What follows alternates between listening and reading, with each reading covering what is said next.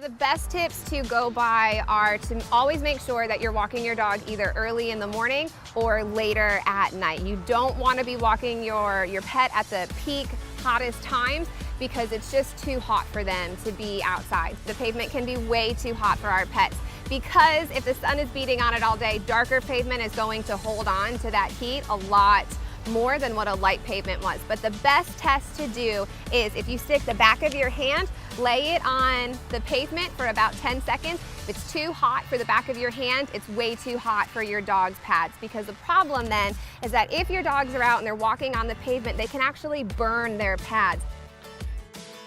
It's extremely important to make sure that you're taking water with you. Always check the weather to see, depending on how humid it is outside, you might not want to have your pet outside. That's going to be a crucial thing in helping them to stay cool, is providing lots of water for them, so making sure you have some kind of a bowl with you for it.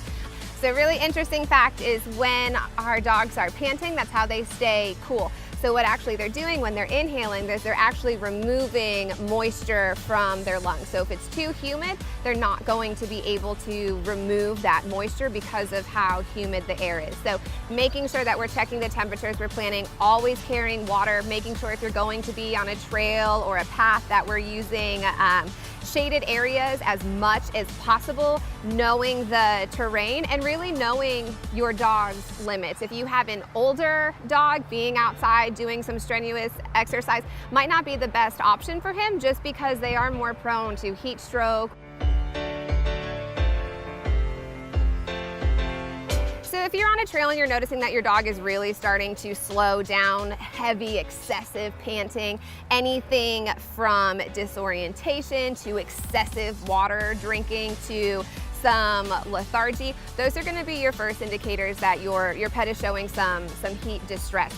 Heat stroke could be, they could be showing some diarrhea, some vomiting.